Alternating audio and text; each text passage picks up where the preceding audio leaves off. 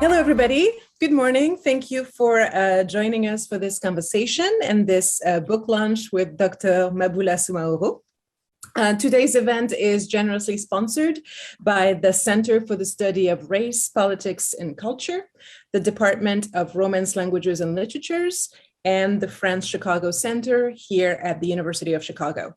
I'd like to thank in particular Angel Torres Guevara for creating our beautiful poster, Tiara Kilpatrick for handling the Zoom logistics of this event, making everything possible, and Jennifer Hurtarte from Romance Languages for carefully overseeing this project. And most importantly, of course, I want to thank our guest, Dr. Maboula Soumahoro, for taking the time to join us today from Paris, right? This is where you are. Montpellier, actually. Montpellier, even better. Brief introductions. Maboula Soumahoro is an associate professor in the English department at the Université François Rabelais in Tours, France, and at the Paris Institute of Political Science. Her research focuses on US and African American studies, the African diaspora, and Atlantic Black nationalisms. During the many years that she spent in the US, she taught at Bennington College, which has a particular place in her heart, Barnard College, the Bard Prison Initiative, and Columbia University. Based in France, Soumahoro is the president of the Black History Month organization, and she is an appointed member of the National Committee for the Memory and History of Slavery. She is one of the recipients of the brand new Villa Albertine Fellowship program, which is sponsored by the Cultural Services of the French Embassy. And so as a result, she is currently in residence in Atlanta for the next 3 months. Well, right now she's in Montpellier, but she will fly back to Atlanta shortly. The focus of her residency is the adaptation of her latest book in partnership with the Théâtre du Nord. And here I quote from the Villa Albertine website, "This adaptation will not be an exclusively linguistic project, but the text will be the starting point for creating a multimedia performance that will embrace speech and discourse, languages, imagery, sound, arts, academic and popular knowledge, and political, personal, and intimate questions in order to probe the three-dimensional nature of the triangle on which I have reflected and written, but above all, to which I belong," unquote. Dr. Soumahoro was awarded the FITCAN Literary Prize for her book, Le Triangle et l'Hexagone, Réflexions sur une identité noire, which was published by Les Éditions de la Découverte in 2020, and which was just translated as Black is the Journey, Africana the Name by Polity 2022. The book is now available, the English version, Black is the Journey, Africana the Name, is now available for purchase. You can order it. And I will point out that Dr. Soumahoro assembled a dream team for the US release of this book. It was translated by Kayama Glover from Barnard College, whom you have known for over 20 years since graduate school, apparently. And it was prefaced by the one and only Saidiya Hartman, whose work was very important to your own intellectual development.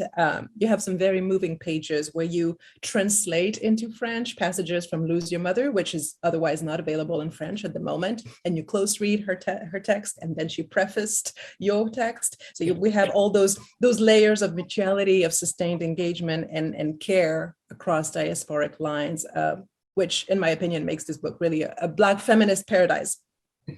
So Hartman describes your book in her foreword as, I quote, an autobiography of reading, a critical memoir that also gestures to a self shaped and created by reading practices, and more specifically, a self engendered by diaspora literacy. In this memoir of intellectual formation, you give us a sense of what it is like to move in the world, I say the world, and to come of age as you, a Black French woman whose dialectical itinerary starts in France as a racialized person subjected to intersectional oppression in an officially colorblind and adamantly universalist country that refuses to even talk about race. And then, antithèse, you move to the US, you spend 10 years there discovering, studying, metabolizing, and teaching the American paradigms of Black studies and then synthèse, you come back to France, and there you face head on this reality, the reality of Blackness within a French paradigm.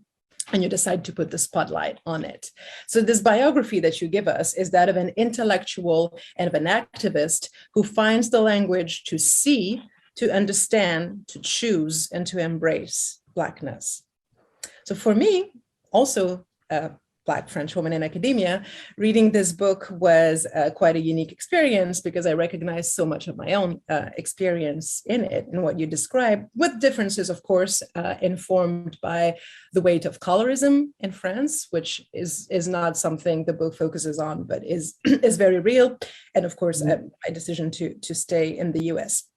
But this is the book which I've been telling everybody I know in France, everybody who never quite understood what I was talking about, what my life was about, or anybody who could not really measure the gap between my life and theirs, and between my life in the US and my life in France. I've just been telling them for the last 2 years to read this book.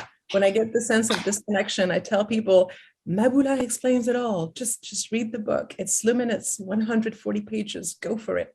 So thank you for producing this amazing resource. It's a book that is really important, and I hope will feature on many French college syllabi in the future. Today's event is going to be structured as follows. Maboula is going to make some opening brief remarks about the book, about her work. And then I will ask her a few questions for about half an hour. And then we'll have another half hours for questions from the seminar participants. So please feel free to drop any questions you might have in the chat. There will be plenty of time for Dr. Soumahoro to address them. And with that, I am going to go quiet and yield the floor to Dr. Soumahoro. Thank you so much, Dr. Ndiaye. Thank you for the invitation. I haven't given up the idea of meeting you in person, so I know it will happen at some point in life. Thank you for your reading, your close reading, and I have to say that not too long after the book was published in France and in French, we had a conversation, and you were telling me about how you wanted to invite me to the University of Chicago, and how there are certain passages that we closely read and discussed together. So thank you for your trust and your support, and and for your reading, enlightened reading. So I want to say a few words in opening, perhaps to frame the conversation about this book, talking about its genealogy, how it came into being, and perhaps what it means today to have it exist in both, on those two sides of the Atlantic, is to say, on the French side on the one hand, and on the American side on the other. The American being the US right now, but I do make a difference, as many of us do, between the US and the rest of the Americas, right? So I'll be more specific about that. So Le Triangle et l'Hexagone is the original title in French, and it means the triangle and the hexagon. The hexagon is a common way to designate France, from France and from hexagonal France. France, in terms of cartography, of geography, is supposed to resemble a hexagon. It's supposed to have 6 sides. And this is one way to teach the geography of France when you go to public primary school, in France. So if you use the term hexagon with a capitalized H, people will know that you're talking about France, right? The French Republic, the nation state France.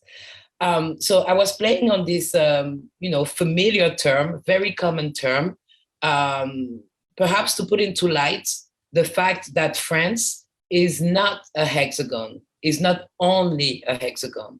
This 6-side shape of France that is located in Europe is only one portion of France. If you look at the ensemble of the French Republic, then you find territories that are located outside of the hexagon. Think of Corsica, for instance, and outside of Europe, right? You have a French presence in the Atlantic Ocean, the area that I'm specializing in, but also in the Indian Ocean and in the Pacific Ocean, right? So there are more Frances than this mere hexagon.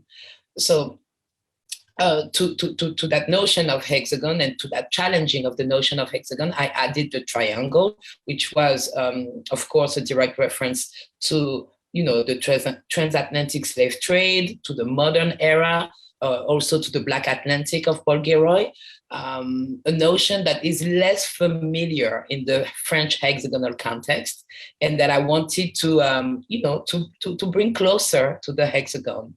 So I have to say that the title in French was not automatically accepted by the publishing house, who feared some level of obscurity. If the goal is to market the book and to have, potential readers pick up the book and choose it from other titles, they thought that the title was not catchy enough. Which I contested, because I think I'm good at catchy titles. I love all my titles.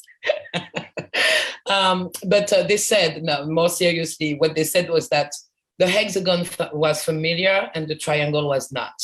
And so they were afraid that people might not recognize or might not be able to identify what the book would actually be about.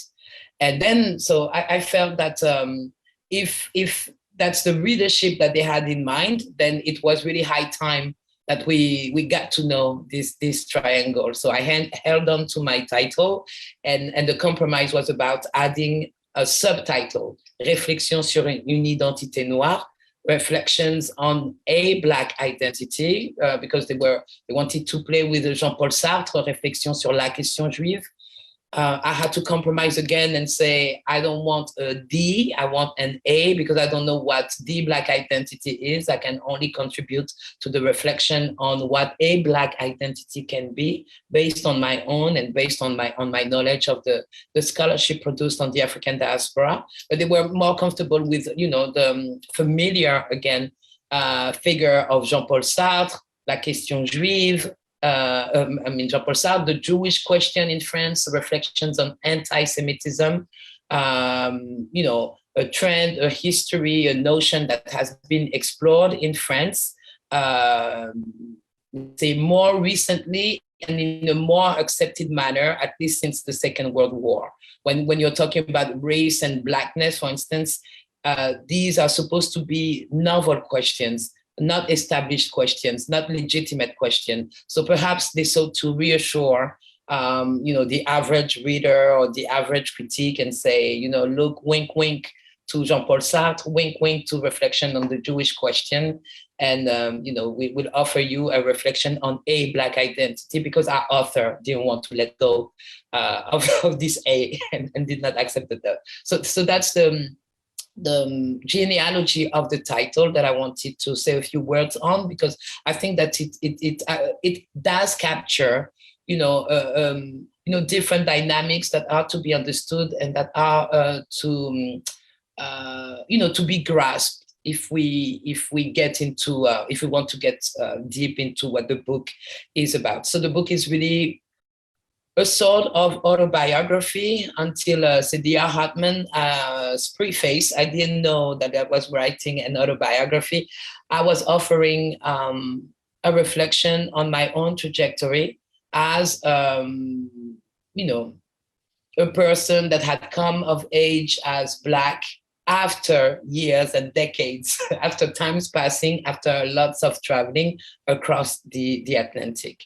Across the Atlantic, because my family is from the Ivory Coast, West Africa, and migrated to France, in the 1960s, that is to say in the post-war, moment, post-Second World War moment, post-colonial moment even. So in that, my family is really, average and common. There are millions of people coming from the former colonies after the Second World War who migrated to France. I was born in Paris, France, and where I grew up. And then later on in my life, as Dr. Ndiaye, explained earlier, I went to the United States, where I studied and taught and spent a lot of time. And from the United States, I also traveled throughout the Americas. the Caribbean, and Latin America. So it took me a while to understand that I was navigating the Black Atlantic that I had studied for so long, since the book was published in 1993. And I began, traveling between the African continent, but mainly Europe and the Americas from the late 90s on, right? So it took me a while to understand what I was doing. And it took me a while to establish the connection between my object of study, that is to say Africana studies, the African diaspora of the Americas, and myself. It took me a while as an individual to understand that I was part of this diaspora. There's a reason for that, because my experience of immigration is totally different if you compare it to the experience of immigration, in the transatlantic slave trade context. Totally different. I'm one generation away from the Ivory Coast. I still have a very clear idea of my genealogy. I have parents. We know where we come from. There's a whole thing. It's present. And for the longest time, mistakenly, I thought that I was not a migrant. I was not a migrant. I was born in Paris. My parents were migrants. But then I went to the Americas and I became a migrant myself. So the same questions began to pop up in my head. Where is home? Where do you return? Where are you from? What is your mother tongue? What language is, do you speak? Should you speak? Should you pass down? What is your culture? And then you find out that you already have multiple locations in the story. Whether they are, very blurry or not very blurry is not the point. It's just that it's multiple. And from the very beginning, there is France in my life. There is Paris, France, and there is the Ivory Coast. And then there is the third space that I chose for myself. People move for different reasons. People move because they have to, because they are forced, because of economic or political reasons, and also because of choice. So I chose to move to the Americas, but I still moved. So it actually brings up the same question. So that's, when I realized all that, it made me insert myself in these Africana things, Africana matters that I had already began to explore throughout time. And it led me to do a return on myself and to allow myself to use my story and to understand, or perhaps to fathom my story, to see what it means to be a Black, the descendant of African Black migrants in the late 20th century and 21st century in the French context. Because as Dr. Ndiaye said at the beginning, when talking about France, an environment that is not too keen on talking about racial matters,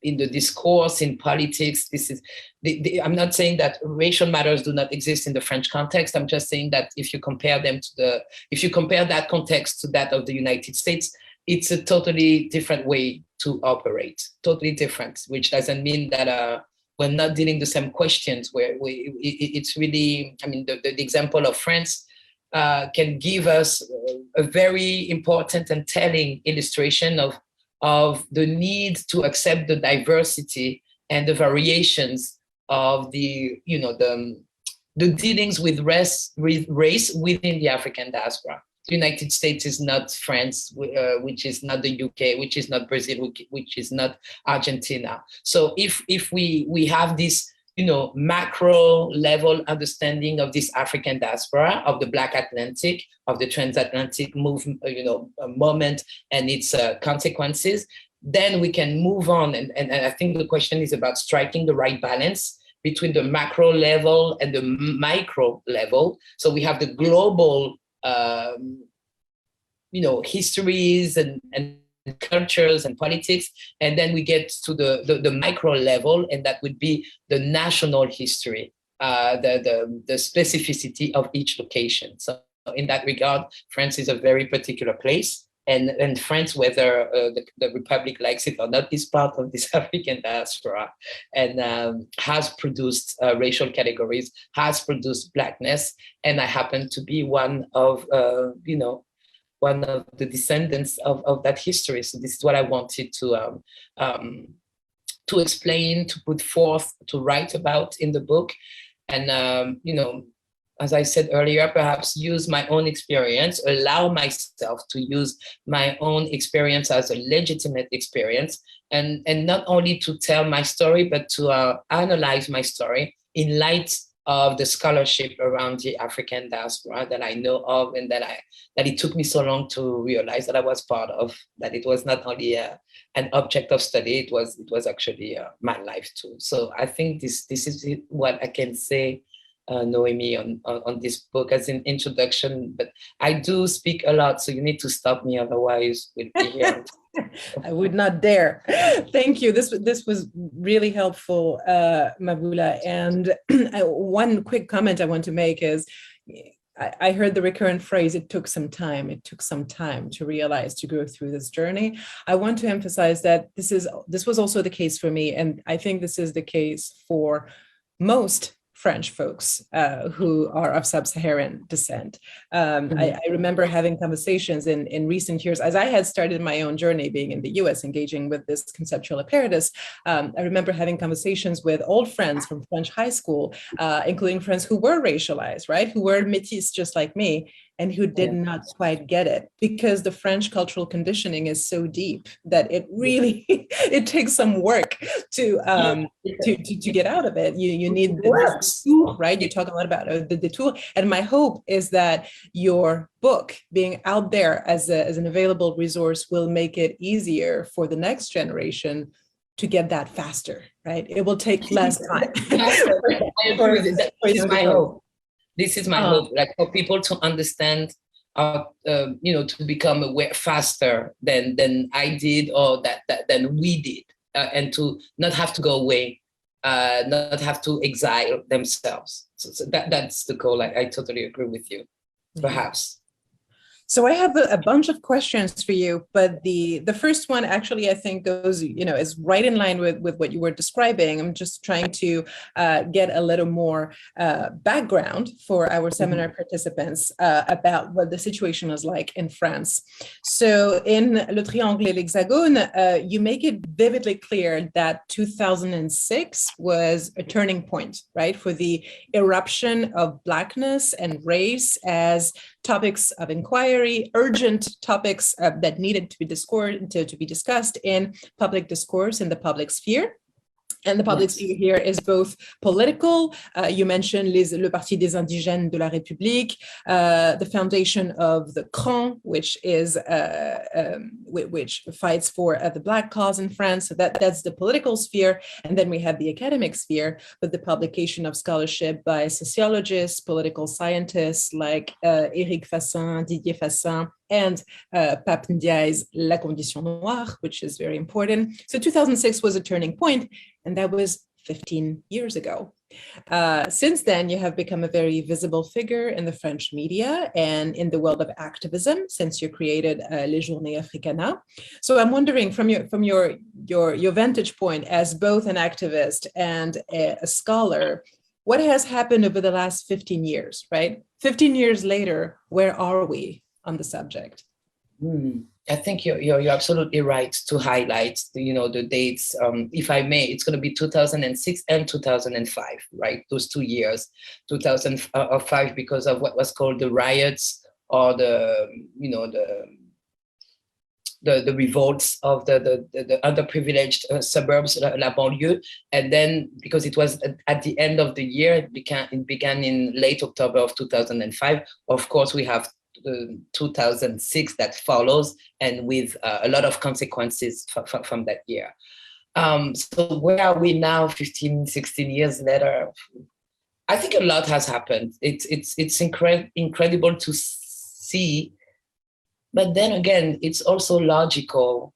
The death of those two kids in Clichy-sous-Bois, the two kids I'm talking about who were running, Ziad Bena and Bouna Traoré, who were trying to escape the police, who wanted to do identity check, and who sought to hide in a sub power station, and who got electrocuted bad.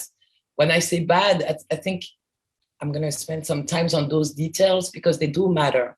When we get this news, we can either receive it as two teenagers, one was 15, one was 17, got killed because they electrocuted themselves in Clichy-sous-Bois, meaning in Saint-Saint-Denis, the poorest department in hexagonal France, home of all the migrants, home of all the problems, socioeconomic problems. And then those kids were running away from the police. What had they done? Serves them right, they're dead. That's one way to receive the news. The other way to receive the news is to carry out investigation and research. So I did go with Dr. Trika Keaton. I did go to Clichy-sous-Bois just a few months after those events that triggered the riots of 2005. And I met with the family. I met with some people from the neighborhood. I met with the social workers there who told me that when the bodies of those kids were, because they were kids, 15 and 17, we're talking about children. When the bodies of those two kids were found, only the fathers were asked to come and to identify the bodies, because the bodies were so burnt that they could not tell who was the guy from, let's say, classic Mauritanian origin, Black appearing, and who was the guy classically of Tunisian origin, so meaning like a lighter, more mixed feature. And so they asked the fathers to come because they thought that it would be too harsh on the mothers or too harsh on the brothers and sisters, because you couldn't see who was the Black one and who was the not also Black one. And the fathers identified their respective children through their sneakers. It was the sneakers that were so bad. So to me, I'm spending that much time to perhaps try to share with you what 2005 has meant for me.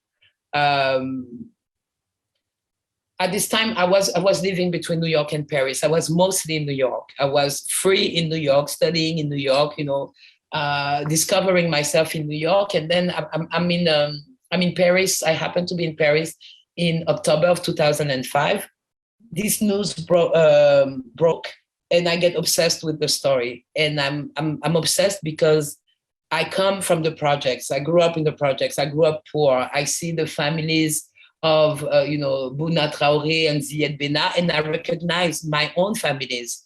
I know what it is to have parents who do not speak French, parents you have to translate for, parents who sometimes were not educated, were not literate, so you fill out the forms, all the administrative bureaucratic forms for them, the clothing, the imbalance in front of all the institutions, the lack of money, the lack of power, and I get obsessed with that story. And I write my first article for Transition on France under those particular circumstances. Before that, I was an Anglicist. I was specializing in U.S. studies, of African American studies, not France. But at that point, it really was. I don't know, a sort of return, like who I am, who am I, who are we in this context? Who are the people who get killed like that? Who are the people who get killed so young? Who are the people who get racially profiled, automatically, consistently, repeatedly? Who are the people who live in these projects, in these conditions? Who are the people who get to become the objects of conversations in the news media? Like people will talk about, polygamy, immigration, assimilation, and not dealing with these people, with us as human beings. So that really was a turning point. But I think that at this time, it was still rare to have people of color in mainstream media. It was still rare. And if there were, the few you could find, the rule was that they did not, of course, they embodied the minority, but they should not have a discourse about being a minority. They were supposed to be, perceived as people of color, but people of color who were happy about their situation in France and remained silent on this topic. So there was not that many people that I would see that would, in my view, voice my concerns or my interest. So I think that the difference between then and now is that now the conversation has become public. It has become public, and it also comes from the people who are, concerned, the people who carry those bodies, the people who experience those trajectories. So it's more like, and it's precisely because there is a greater presence in the mainstream media, in politics, in public conversation, that the hostility, that the violence are so high. When the order of things was so confident, was so locked, that people didn't need to talk to us. They didn't have to be that mean. Today, the meanness, the insistence, the repetitions is actually proof of progress, because they didn't have to be that mean before. I'm using mean, I'm playing a little, but they didn't have to be that openly violent in the words, in the policies, in the presidential platforms. I think that was a switch really in the 2007 presidential elections with Nicolas Sarkozy. I think there really was a shift in that violence and need for protection and need to maintain the secular French values that are centuries or millennia old even, and that's precisely because there's been this realization of a demographic change. Right, and as we enter presidential campaign time again, with presidential elections coming up this winter in France, we are seeing discourse heating up again on various fronts, and the fact that Josephine Baker was entered into the French Pantheon shows us that the government is aware of this, that race is a topic that cannot be evaded anymore. And if I may, Noémie, and Josephine Baker is so, her induction in the Pantheon is so important because it really shows, as you said, at least the government's realization that there are some topics that can no longer be evaded, and the attempt by the government to control the terms of the debate. If we cannot escape this conversation, we are going to control the conversation. So we are going to talk about race and Blackness in that particular instance, and we're going to induct the woman that we will have chosen, a woman from the United States. There are lots of things to say about Baker, but we are going to try to control the term of the narratives so that we cannot be accused of not caring for those issues. But we're still not happy. We're not happy about that choice. And Josephine Baker is a very interesting case for thinking about, transnational Blackness relation, what it means to live your Blackness between the US and France. And perhaps we can return to that case during the Q&A.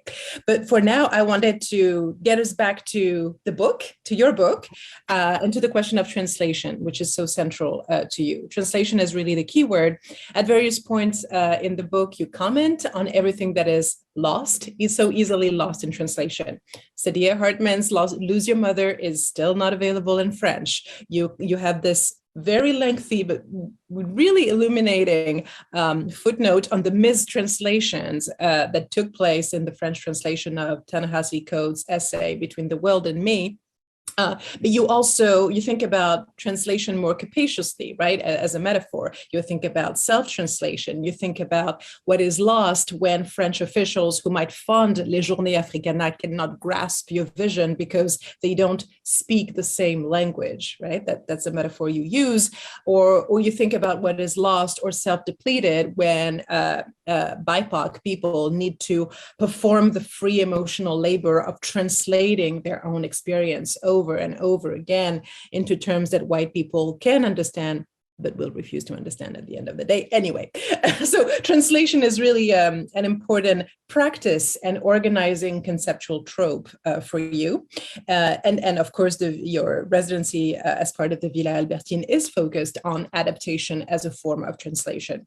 So my question is about the experience of having this book translated into English, and more specifically, what do you think was lost and gained, because I think there is gain often in translation as well, for this specific book? And maybe a good starting point to answer that question about what is lost and gained in translation might be the English title. You gave us that beautiful genealogy for the French title. Can you tell us about the English title? Thank you. Yes, the English title is mine. I imposed it on poor Dr. Kayama Glover, who accepted it, but it was mine. For some reason, this is simply how it rang in my mind. I knew I couldn't do, of course, a literal translation, but sometimes literal translation do work in that particular context. It did not, because if I said that in the French context, people might not, potential readers might not be familiar with the hexagon, in an English speaking context, I would assume that the potential readers would not be familiar with the hexagon itself. They might know about the triangle, but not the hexagon. So it didn't make any sense. And if we approach translation as, a will and an attempt, but a radical will and attempt to communicate. Translation is about communication, is for you to be able to be understood by others, by other people, grounded in their respective context and cultures or what. Translation is also an act of sharing, and you can share through communication. And for people to understand, they have to recognize some things. So I felt that in the English title, I wanted a diaspora to appear. So diaspora or Africana, it worked the same for me. I wanted Black to appear. I wanted journey to appear. Journey in terms of, not only one point of departure, but points of departure, and not one point of arrival, but a destination or destinations that remain, multiple and mysterious and unexpected. It's the journey that matters. It's not not only the point of departure and the point of arrival. It's the journey that leaves room for growth. That also implies, the movements, the multiple locations, the transnationalism. So I thought that journey was could work in that regard. So Black is the journey, Africana the name, and then I wanted it to sound beautiful. I want beauty. I think beauty matters too and shouldn't be taken lightly. And it's so beautiful. Thank you. And I think that I was not aware that I was so influenced by, I'm a big fan of Arthur Jaffa's work. And when I think of, love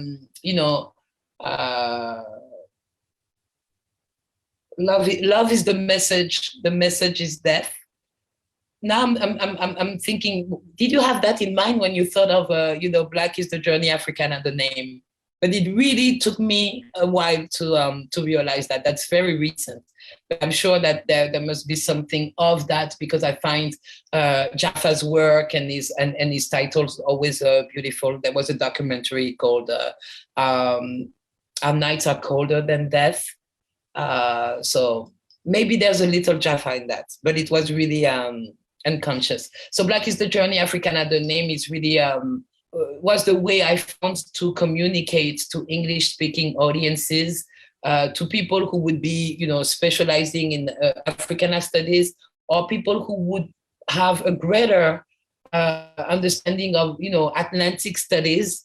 There would be some words that they would recognize and that they would enjoy or not. So that was the title. And the translation itself, of course, in English, it was very important because I do speak English, and I was able to closely collaborate with Kayama Glover, who let me read every stage of the translation. And I was lucky enough to have the conversation, to have her as a colleague, a collaborator, and a friend, and somebody I grew up with academically. So we could have those conversations. And I think that's the only language with which it will happen. Any other language, I won't have the level to, a knowledge of the language to work on that. But the thing that I should also say is that I started writing the book, what was to become the book, in English. I wrote the book, the first pages, in English and from the US. I was in the US as a visiting professor a few years ago, and I started working on something that ultimately gave Le Triangle et l'Hexagone.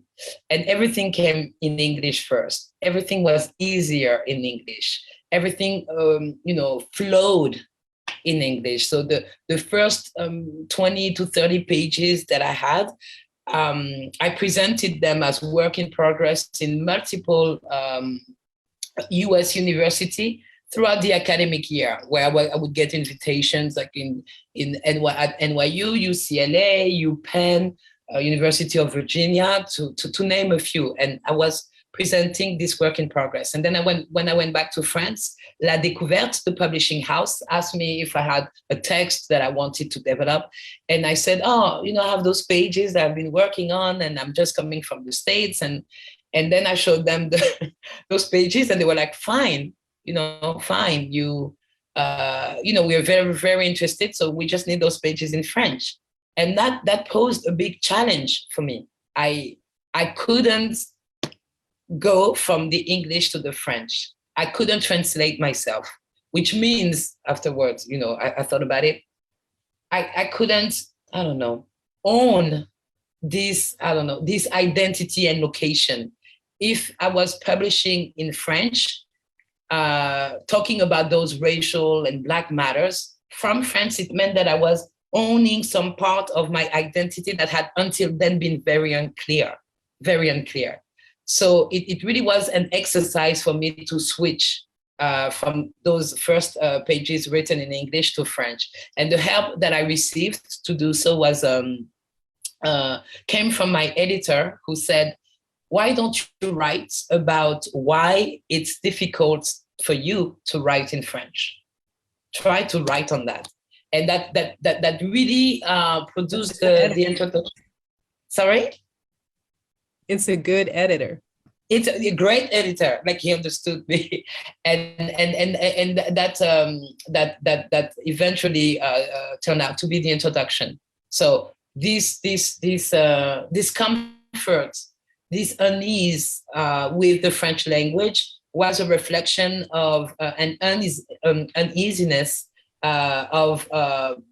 due to immigration, due to processes of racialization, Blackness, and not belonging, being the foreigner from within, and all these things. So that was also a matter of translation. Sorry. No, absolutely. So I just want a quick follow-up question. Did everything you just described, did that also play into your decision to not translate your own French text into English? Because you could have done that yourself. Yeah. Right? Yes. Didn't yes. self-translate. Yes. Thank you for this question, because the issue for me was to access some level of intimacy. Like, I was happy to have at least started finding my voice in French, and I wanted somebody to be able to explore their own voice in English. So it was not about it was not to be a performance. I speak English, I've studied English, I've taught and written in English, and that's still a performance. That as I said, the English language does not mean, I mean, I don't have any emotional connection. No, I do have an emotional connection, but it's not fraught. It's the language that I have chosen. It's not the language that brings me back to a place, you know, a lost place of origin, or your parents, or you know, it's the thing that you choose as an individual and very freely. You know what I mean? And so I wanted somebody to be that comfortable with their own language to translate me. And I was interested in their own performance, in their own mastery. And I think Kayama Glover, I mean, why would I not draw, or, you know, from the excellence of Kayama Glover? I mean, she's got, en français on dirait, elle a une belle plume. She's a beautiful writer. She's a beautiful writer, and she's a scholar whose work I respect. So I was interested to yeah, perhaps that will also answer your question, to tackle this project of translation as a collaboration, as a new layer in that thing that I had begun. Not only it was not so much about only having my words translated. It was also a reflection on how Kayama would understand, receive, and communicate those words. So to me, for the work to be translated, the book to be translated is an enrichment of the book. It becomes another object, but enriched. Yeah, you could compare the two versions and you could work on that. And then to have Sadia, you know, write the foreword, that's something else that adds interest and value. And I think that even like the foreword itself, the translator's note itself constitute something like on their own. They stand on their own, and they can be studied for what they are. And if they are studied with the book itself, then we get into this larger and larger and, you know, eternally enlarged conversation, which is the goal. It is the goal. Okay, thank you so much. I have one more question for you, and then we can open to launch into the Q&A part of today's event. But I think this question might actually, you know, prompt some questions from our participants. So here it is. It's connected to the previous question, but quite different.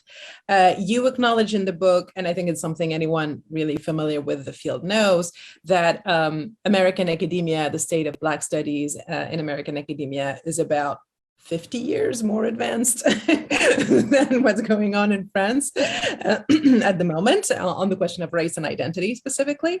The Americas, not just the US, the Americas, is where most of the conceptual tools that we use to do this work were forged and still get forged. But the exchange cannot be entirely one-sided, because this is not how diasporic thinking should work. And here I'm quoting actually Kayama Glover's translation note, quote, "This translated work insists on the presence of Black France in broader understandings of Blackness within the global community.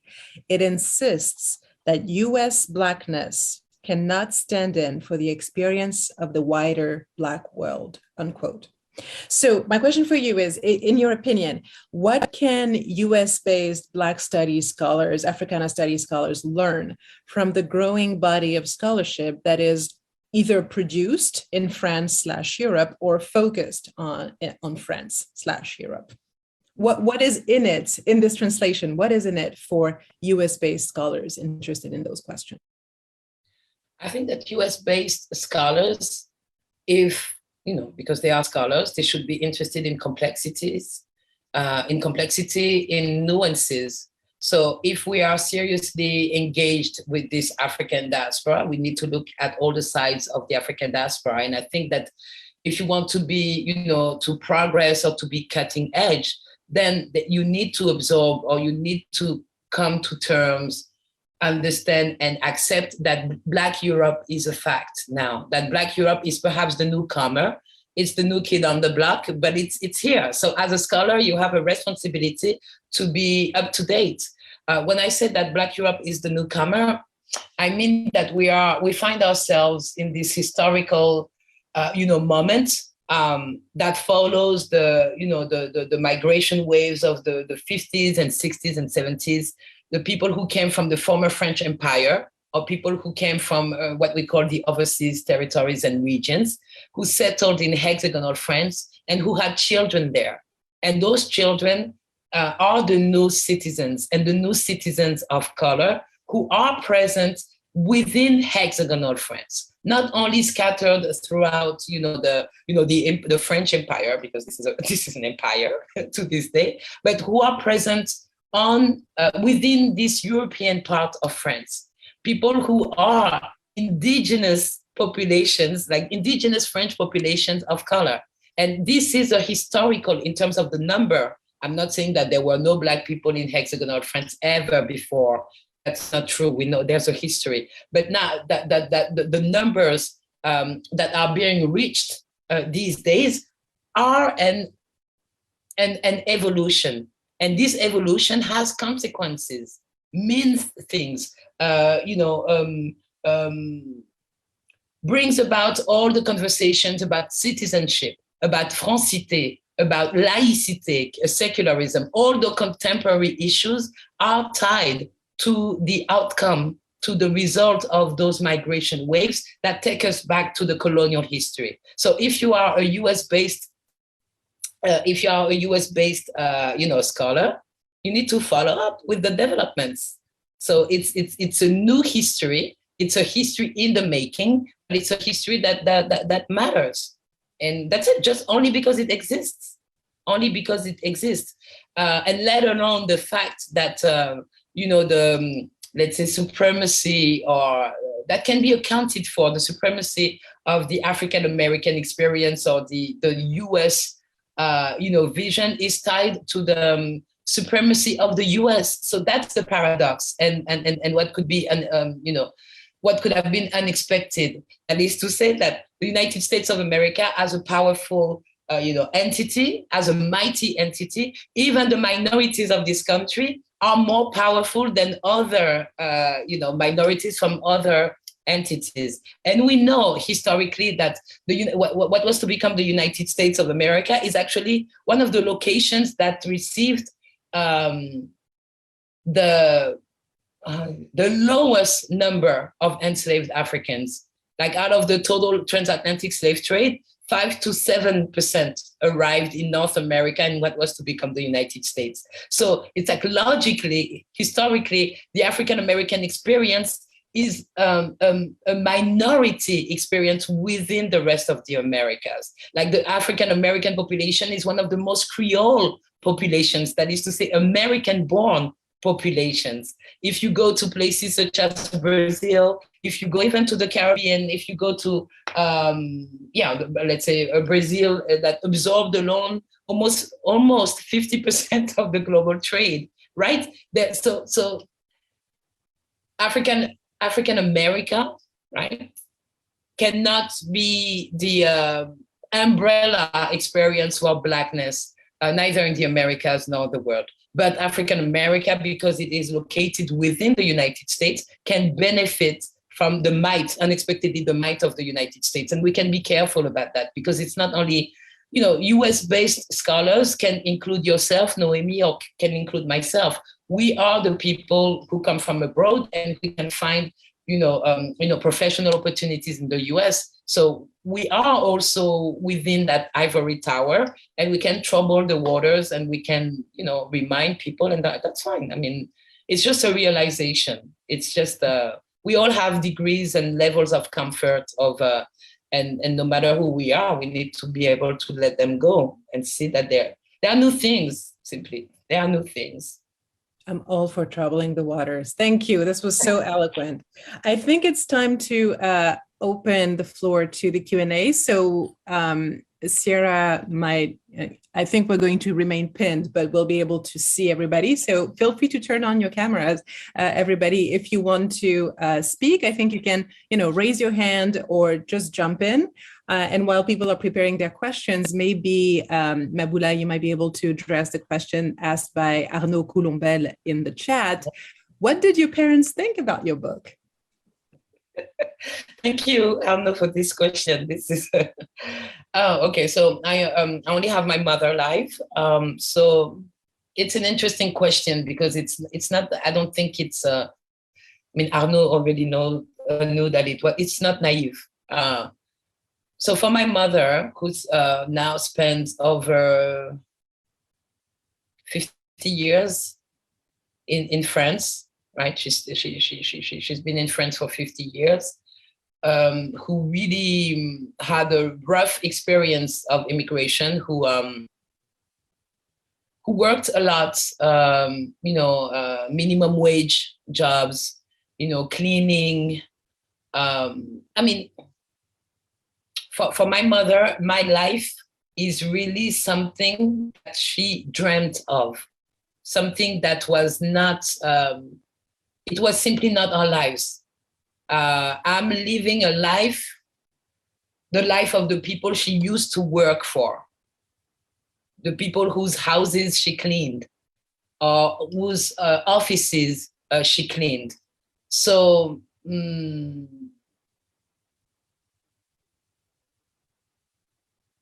what did she think? She did not read it because she doesn't want to read it, because she thinks that she doesn't need to read it. She thinks that what matters is that her daughter published a book and that the name Soumahoro appears on the cover of a book. So she really does not care. She doesn't want to read it. She doesn't read anymore to begin with. She learned how to read and write, and she used to read books when I was younger, but now she doesn't read, but she does crosswords. So for her, what matters is her to be able to display both versions of the book, the English and the French one, and say, my daughter writes books. That's it.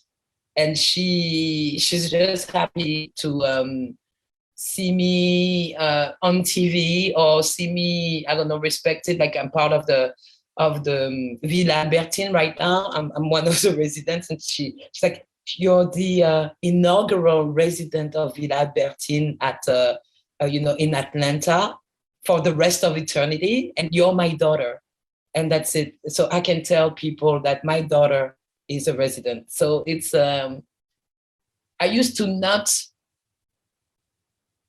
understand or accept, but now it makes more sense. I understand as a mother and as a woman who has experienced immigration in the worst conditions, as a poor woman, as an uprooted woman, to see your children achieve something, it's really a miracle.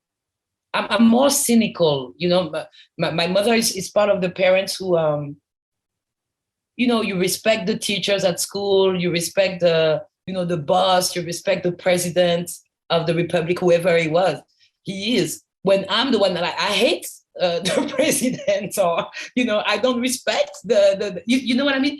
I have a defiance towards the institutions that were never hers, because it's like you respect the people who are socially superior to you, right? So this defiance is my privilege today.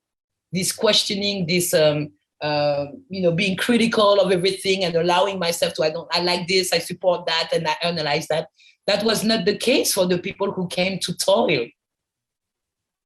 The people who were in power are the people who were right.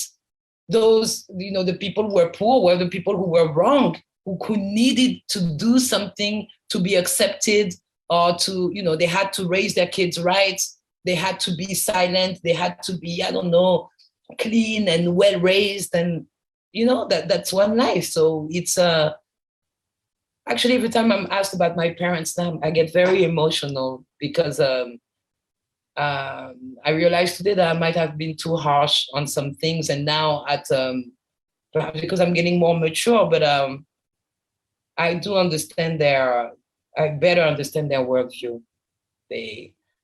So yes, this is what I can say. Sorry, my mom is happy because one of her daughters has a book out and gets respected by white people.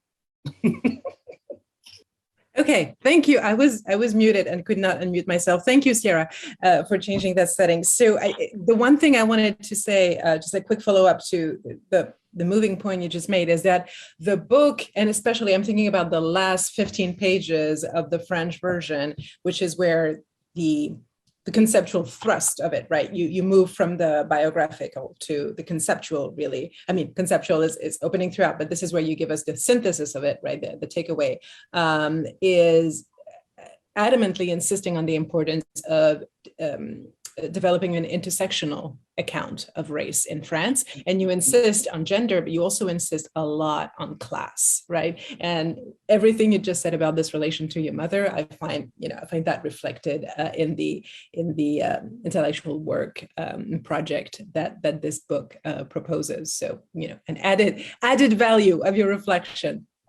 Do we have more questions? Does anybody want to turn on their camera and jump in? I see Khalid. Yes. Hi. Can you hear me? Yes. Hello, Yes. Khalid. Yes. Hello, Maboula. Nice to virtually see you. And thank you for this. And thank you for this kind of, very inspiring and moving introduction to your book. So my name is Khalid Yamlahi, and I'm I teach Francophone studies. I focus on North African literature, and I'm in the Department of Romance Languages and Literatures. Mm-hmm. I had actually two questions for you. The first one has to do with the medium and the genre of this book. And let me explain. I mean, I wanted to hear you. I mean, obviously, because since you are a scholar and this is an autobiographical work, so I wanted to hear you about do you think it matters to write across different mediums and across different genres?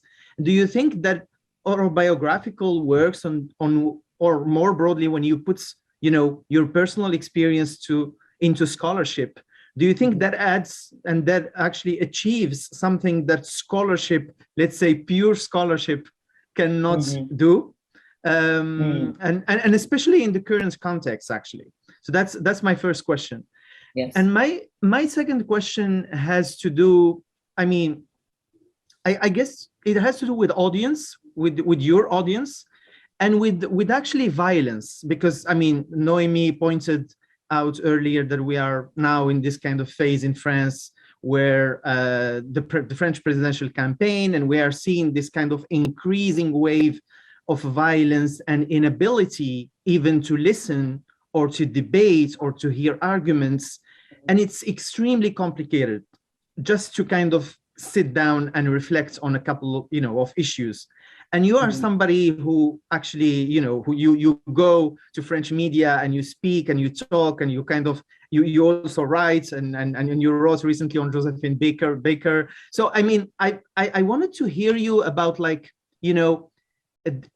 violence and resistance, and also kind of adjustments, also an adaptation to your audience as you kind of navigate through this extremely tense and sometimes unproductive settings. And thank you very much. I have plenty of other questions, but I will stop here. Thank you so much for both your questions, Khalid. They're very important questions, and I think it's going to take me forever. Wow. So regarding the first question, right, we'll talk about the format. And I didn't think of this book. I didn't think of Le Triangle et l'Hexagone as an autobiography. I don't know what it was. When I finished it, I didn't know what it was, but I knew that that it was what I wanted it to be. And it had to be a little bit of this and that. Just like when you study, the diaspora, and one of the basic principles is that the model of the diaspora upsets, unsettles, challenges the model of the nation states, right? You need to accept the transnationalism, the internationalism. I think that in what I was writing at that point, I also was going through borders, academic borders. I was trying to do away with being, trapped, imprisoned in, I don't know, is it supposed to be literature or history or cultural studies? I don't know. And I no longer care. Writing this book was really about being free. drawing from, the security, professional security, thinking I have the PhD, I'm tenured. If you're tenured in France, you're actually a civil servant. So they can never get rid of you, right? So what's going to happen now? When can I feel comfortable enough to do what I want to do, what interests me, not to conform, not to get the degree, not to get, the prestige or the promotion. Well, if I want to express some things that really, encompass all of me, what form will it take? And do know that now that I've done this, I'm already thinking that it's not enough. Like I want other things now, but I wanted to use the I because I wanted to insert myself in the story, not solely to talk about myself, but really to draw from myself, to produce what I envision, what I perceive as academic knowledge too. I think this is valid. I mean, you can talk, you can write about Blackness, but you also need to understand your Black body in the public sphere. And that's a valid approach to me. I cannot talk about, Black people this or people of African descent, that as if I was not Black. It's impossible. I am too. So what I mean by I am too is that I can be invited, and that would serve as the transition to the second question. I can be invited on, a TV set, mainstream TV, France Télévisions, right? So, very mainstream, very prestigious, very legit. I go there to talk about, inequalities, injustices, racism, whatever you name it, the things that I talk about. And then when I go to the studio, after being given, clear instructions of where I need to present myself, who will take me to this or that location, the security guards at the, entrance, they don't want to let me in. They don't think that I'm a legit guest of the show. And it makes sense. And it doesn't matter if the security guards are people of color. They know that usually on this TV show, the guests are mostly white. So if there's a Black woman in front of them, she might be somebody who's trying to sneak in, or she might be somebody who's part of the audience. She's not one of the real guests. You know what I mean? So these moments that can be anecdotes, right? They might not mean anything in the larger analysis, but they do matter because they're part of my experience. I'm asked to come and talk about Black people, but as a Black person, people at the entrance gate, they tell me, "Are you sure? No, I think you need to use the other entrance for the guests because you're part for the audience. You're part of the audience." No, sir, I'm a guest. I'm on the show. Are you sure? Let me call my supervisor and all these things. So what do you make of all those moments? It cannot only be about, the statistics or the archives or the books or whatever it is. It's also it's part of your life. It's part of your life. So I want it to be free enough to explore that and to have that kind of knowledge production accepted as any other form. And I'm trying to explain to explain to me, it's a very selfish book, to explain my life to myself, using everything, using the scholarship, but also using everyday life. And to talk about the violence, it is a very hostile, moment. But it's paradoxical because as I said earlier, the very reason why it is so violent is because the resistance is apparent. The resistance is more visible. But you still need to navigate that violence. What I do is I come to the States. I accept invitations. I take breaks. I consider myself as a political exile for 3 months or 1 year. And then I come back to France rejuvenated because I have experienced firsthand, scholars, from the US and from all over the world and from France as well, people who went into exile and who are interested in those questions, and with whom I can have conversations, with whom I can develop projects. People of every color, people, you know what I mean? So it gives you time and space to breathe, so that when you return to hexagonal France, you can say, no, they're really crazy. They're really not seeing the world as it evolves. Now that I've been able to step aside for a second, I've met other human beings, other scholars who are doing work. Now I'm fine. So then you're ready to do the work, and you know you're right. You don't know when you're gonna win, but you know that we're gonna win. It's just the word. The victory might not occur during my lifetime, but I know that I'm not crazy, and that really does a lot, because those type of settings can drive and have driven people crazy, insane. They attack your mental health, and there's a violence on the moment. You have to withstand the moment, the questions, the criticisms, and the lies, the bad faith, and then there's the aftermath of the moment and the social network, the threats, the mail you receive, the threats, and that's constant. That's real. It's not so much. It's not exposing yourself. To me, exposing myself is not fun. It's really my activism, because I don't consider myself as an activist. I'm not part of a political party or an organization, but I do understand that showing your face and your body as a Black woman, as a French Black woman of African descent, on media, in the mainstream media, is an act of resistance.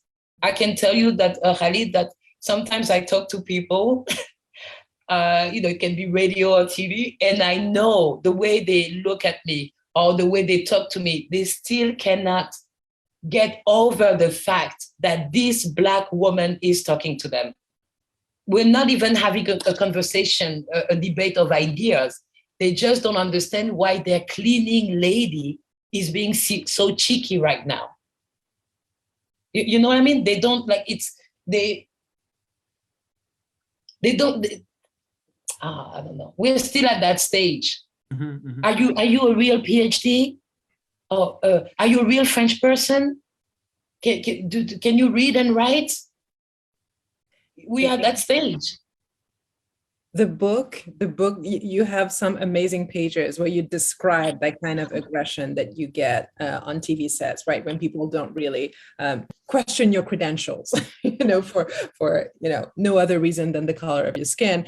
You also make it clear in the book that somehow violence finds you, right? You talk about that hate mail that you got when you just started when you took your current academic position some 10 years ago. You were not on TV sets then. This was not presidential campaign, and violence finds you. So if that's how it's going to be, you might as well do the work, right? Exactly. You might as well be free. Right, and I wanted to add also this question of the toll that this work takes on the mental health of Black women. I've had the exact same conversation with Bintou Dembélé, whom you know well, and who was on our campus just a couple of months ago, also as part of the residency program. And this is a conversation I've had with Kim Hall, so also with African-American scholars. All Black feminists agree that this work takes its toll. And I'm so glad that there are ways of taking care of yourself, and that somehow coming to the US is part of this. Yes, and receiving invitations like yours, like you don't understand. I mean, I'm sure you suspect, Noémie, that these are the good times, these are the quiet times, these are the valued times, because I'm exchanging with people who have read the book, who understand the book, and who can also take me further in the reflections, who can challenge me, and who can, offer a critique, but a critique that is welcome, that is normal for any book. You're not asking me to explain myself and to define every single word that I use. So that's very, I don't know, that's very, comment dire? I don't know why I'm losing my English right now. I'm not good. I'm not used to so much happiness. No, but that's good. I appreciate that a lot, because otherwise you can have conversations in France that are framed in a way that that makes you think that we're not even thinking right now. We are fighting. This is so political. We are fighting. I'm interested. I'm a scholar. I'm interested in thoughts. Right now, I know the level where we find out we are fighting. This is so political. You want the woman to shut up. You want the Black woman to disappear. You want the Black woman to be inferior. I know that, right? Or you want to maintain, the order of things. You want to maintain your privileges. I'm interested in thinking, and I'm interested in diaspora, in Blackness. What does it mean? How difficult it is? Why is, African America so different from, Black Europe? Why is Brazil that way? Why do we speak so many languages? That's my job. This is what I would like to do freely. Yeah. So, Maboula, just a quick logistical question. We are running over time, but we do have a question in the chat, and there might be another question in the audience. Are you willing to take a couple more questions? Yes. Okay, thank you. Okay, so we have a question in the chat from Takesha Harrison. Are your conversations different when you speak at HBU schools? Hey.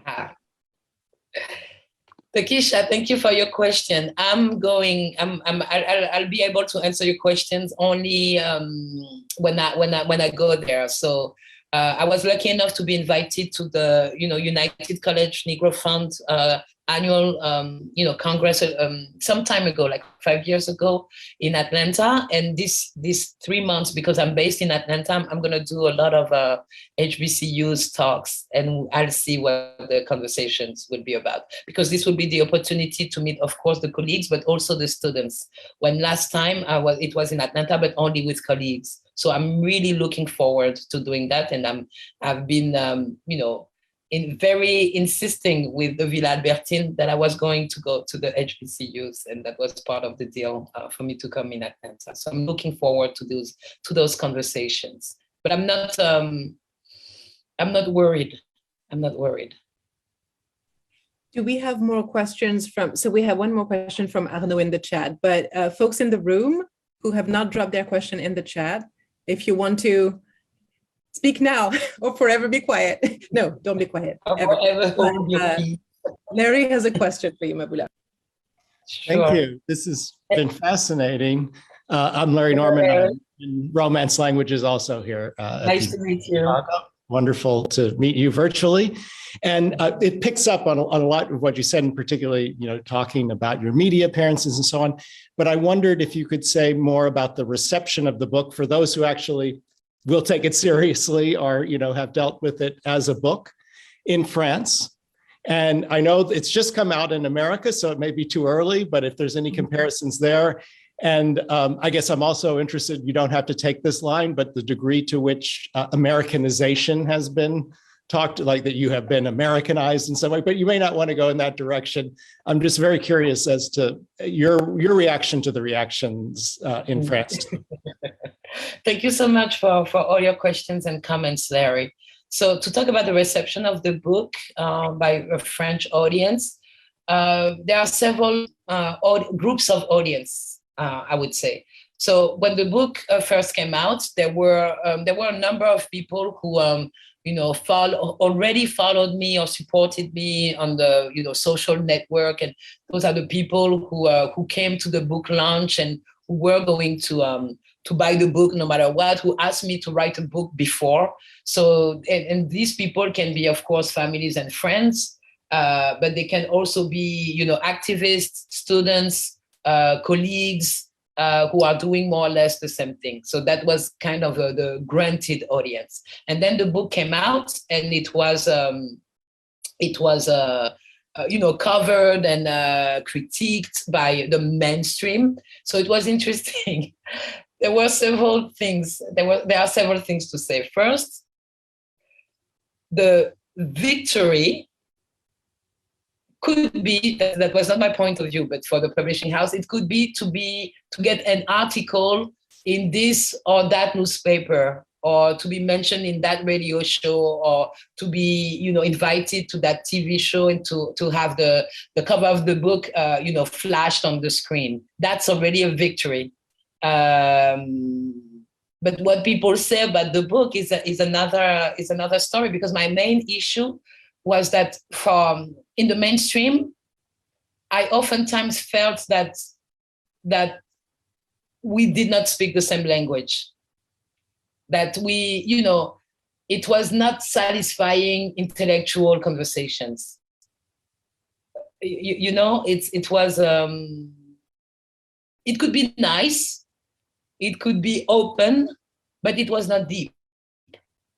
It was not deep. And I think that it's not deep because people do not have this knowledge. People don't know what I'm talking about. So sometimes, I've heard journalists say, I want to know more about, the author talks about her research, and I want to know more about her research. Why didn't she provide a bibliography or footnotes? And because I'm talking to you about my master's thesis, and that was 20 years ago. I'm done with that. And why should I give you everything? I give enough information in the book for you to go and look up for other things. And I don't want to waste time to rehash things that I've worked on for so long, and then I've moved. So if you don't know anything about, the creation of Liberia, you don't know anything about Marcus Garvey, you don't know anything about, Rastafari, the Nation of Islam, if you don't know who Saidiya Hartman is, how can we talk? You're going to cling to the things you're familiar with. It's like, what do you mean, Blackness? Aren't we all human beings? Are you a racialist? Were you trained in the US? Are you an Americanist? You're so American. So Noémie and Ndiaye, Dr. Noémie and Ndiaye, currently teaching at the University of Chicago, a French person. Is she an American now? What she writes about is due to her newly acquired Americanness? How stupid is that?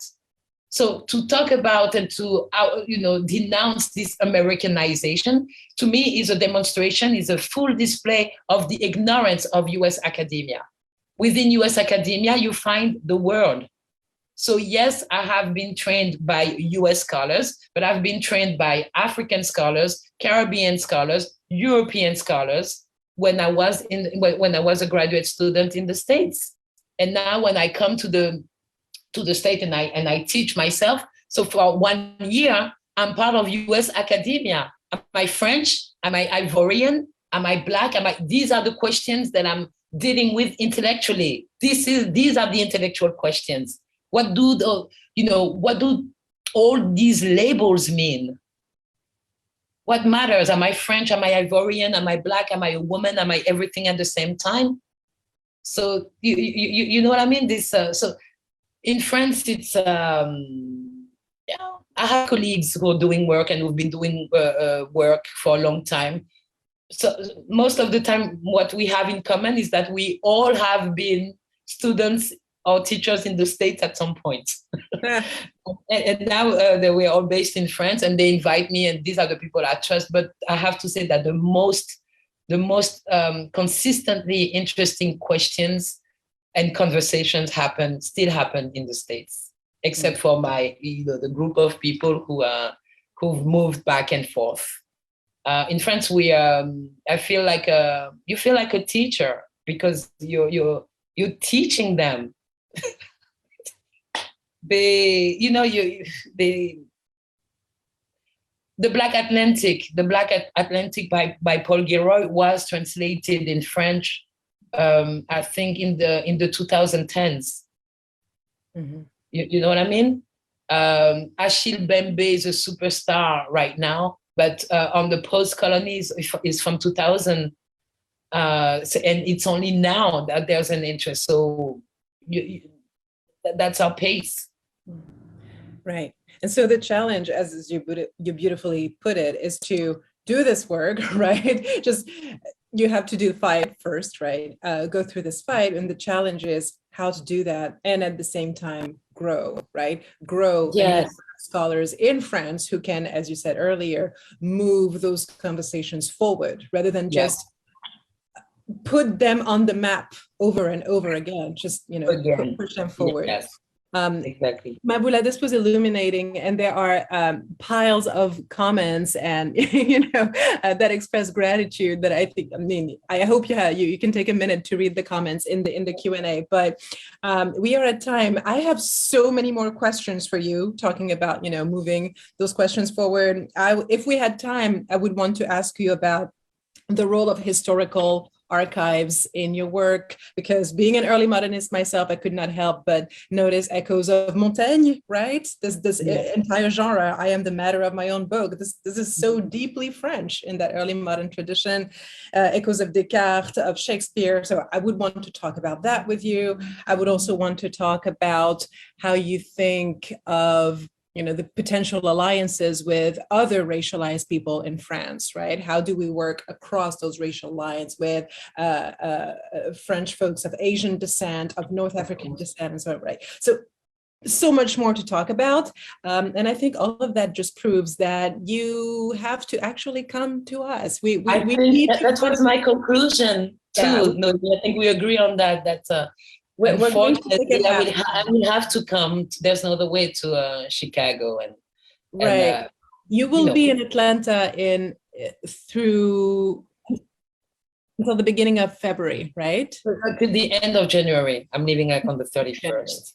Okay, and you will be very busy, but never mind. We will find a way to make it work. I also want to hear more about the project you're working on right now at the Villa Albertine, right? This multimedia adaptation process, which is another way of handling, revisiting the translation question. But of course, it hasn't taken place yet. You're about to do that work. So maybe later on, at some point in spring, we could find a way to get you to visit us and explore all those questions. And we need to meet in person, Noémie. This is getting ridiculous at this point. We need to meet. I mean, it doesn't make any sense. Absolutely. Okay. Well, I want to thank you again, Maboula, for taking the time to talk to us today. Le Triangle et l'Hexagone, paradigm shifting book, and its English translation. Black is the Journey, Africana the Name, now available for order at Polity. And I think Sierra dropped the link earlier on in the chat, so you can go there directly to order the book. Maboula, à la prochaine. À la prochaine, Noémie. Thank you so much for your invitation. Thank you, everyone, for attending. Thank you for the questions, and looking forward to meeting all of you on campus at some point. I don't despair, at some point.